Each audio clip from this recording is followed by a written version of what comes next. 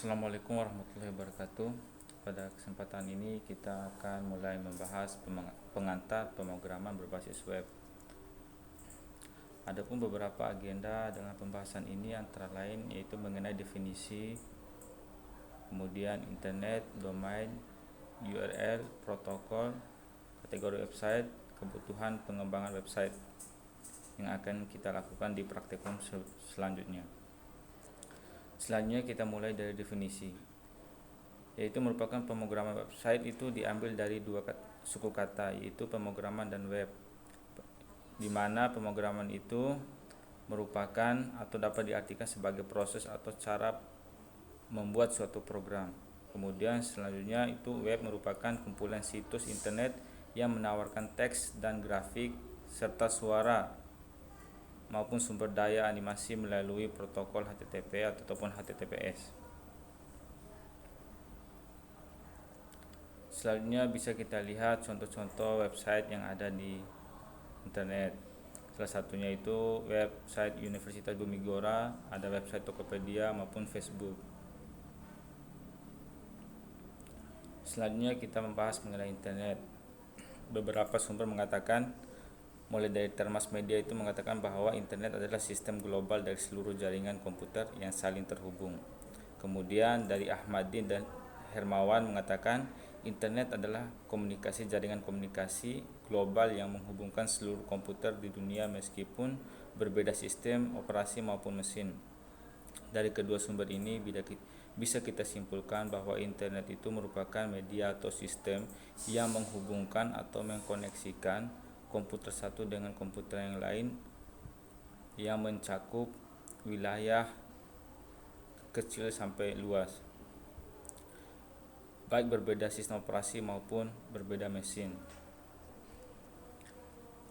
Kemudian selanjutnya itu kita membahas mengenai WWW atau World Wide Web, atau biasa juga disebut sebagai web, yaitu merupakan bentuk layanan yang dapat diakses melalui internet dan bekerja pada layanan protokol HTTP maupun protokol lainnya. Kemudian adapun cara kerja dari website. Yang pertama itu merupakan author write HTML atau developer. Mereka melakukan atau mengembangkan suatu website. Kemudian dari source code tersebut kemudian disimpan atau dideploy kepada suatu server. Kemudian dari server itulah semua resource itu atau kode-kode website itu tersimpan. Selanjutnya dari sisi klien ini mengunjungi suatu website melalui media internet, di mana yang mereka kunjungin itu kemudian ditampilkan kembali sebagai tampilan yang mereka butuhkan.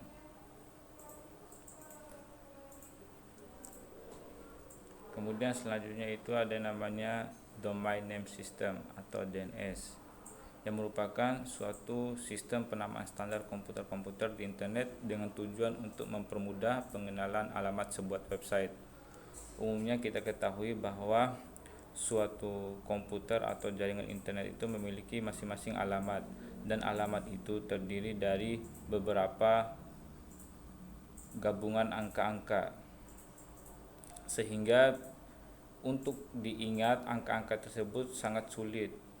Oleh sistem mengubahnya menjadi sebuah kumpulan karakter atau nama dari suatu situs menjadi lebih mudah. Misalnya dari Facebook, IP-nya alamatnya ini 6963.172.140. Untuk memudahkan maka diubah menjadi kata facebook.com oleh Domain Name System ini atau DNS. Selanjutnya adalah IANA atau merupakan Internet Assigned Number Authority, yang merupakan organisasi yang didanai oleh pemerintah Amerika Serikat yang mengurusi masalah penempatan parameter protokol internet seperti ruang alamat IP, DNS dan lain sebagainya. Kemudian ada namanya URL. URL ini biasa kita temui pada address bar pada suatu web browser yang berisi kumpulan karakter yang mengacu pada alamat sebuah website. Contohnya adalah www.universitasbumigora.ac.id. /teknik dan /index HTML, di mana kata www universitas atau di mana kata HTTPS atau HTTP ini merupakan protokol transfer. Kemudian www.universitas.bumegora.ac ini merupakan nama host atau nama servernya. Kemudian teknik ini adalah nama path atau foldernya. Kemudian index HTML ini merupakan nama filenya.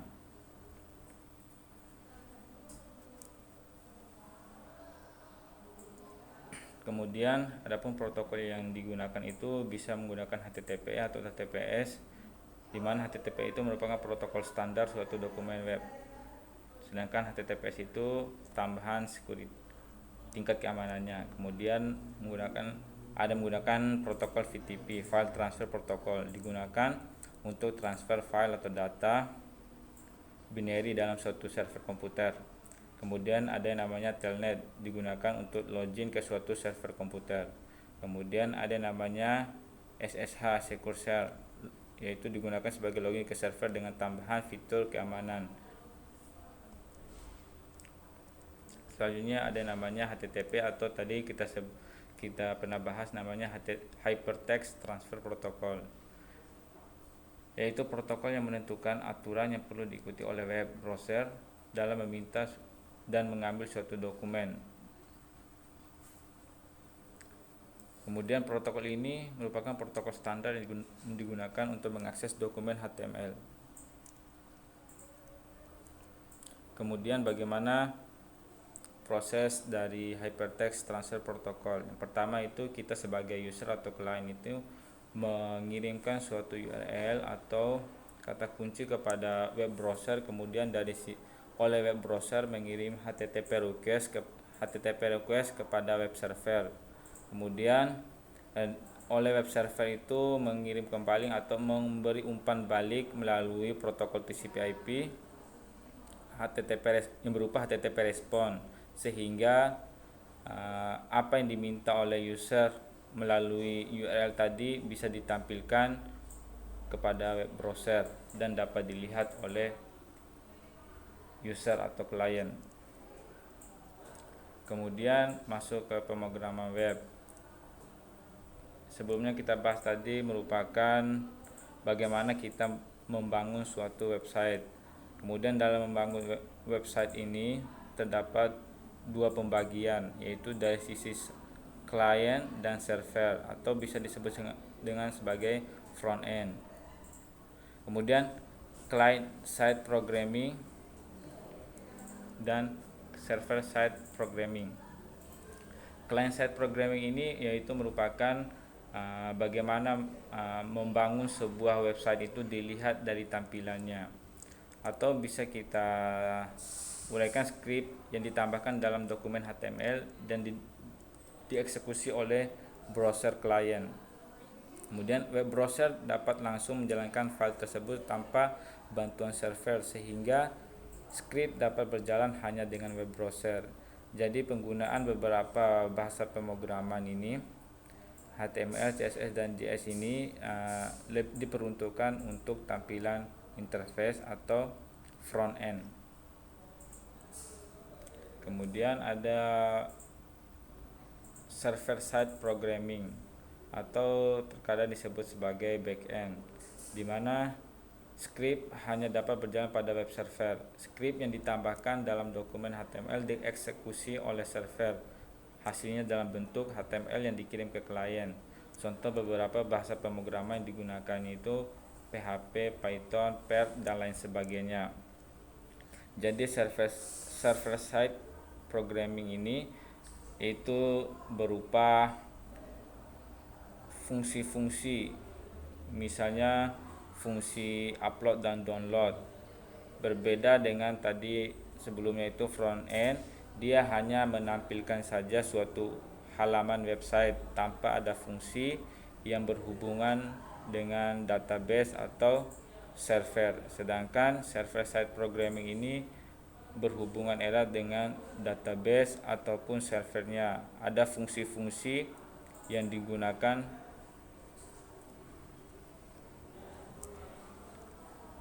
seperti upload dan download. Kemudian web server. Web server adalah sebuah perangkat lunak server yang berfungsi menerima permintaan HTTP atau HTTPS dari klien yang dikenal dengan web browser dan mengirimkan kembali hasilnya dalam bentuk halaman-halaman web yang umumnya berbentuk dokumen HTML seperti yang kita lihat pada gambar tadi. Kemudian ada beberapa contoh mengenai web server. Ada namanya Apache yang merupakan server web bersifat cross platform. Dia dapat digunakan berbagai macam sistem operasi seperti macOS, Ubuntu, Windows dan lain sebagainya. Kemudian ada Microsoft Internet Information Service atau IIS. Hanya dapat beroperasi di sistem operasi Windows. Umumnya dalam pembelajaran ini lebih menggunakan atau lebih condong kepada penggunaan Apache. Selanjutnya ada yang namanya kategori website, terdiri dari dua, yaitu static website dan dynamic website.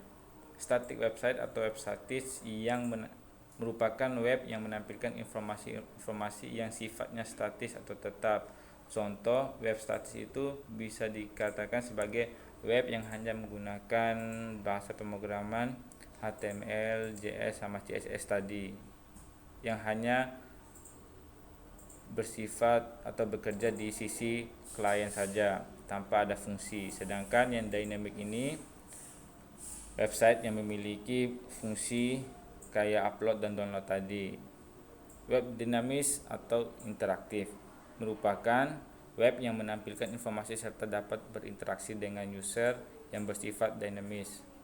Contohnya kayak toko online atau website Bumigora, kita dapat melakukan pembuatan KRS dan lain sebagainya. Kemudian pada web toko online kita dapat melakukan pembelian, kemudian pembatalan dan sebagainya. Kemudian beberapa kebutuhan yang kita siapkan untuk membangun atau mengembangkan suatu website. Ada LAMP, kemudian ada XAMPP.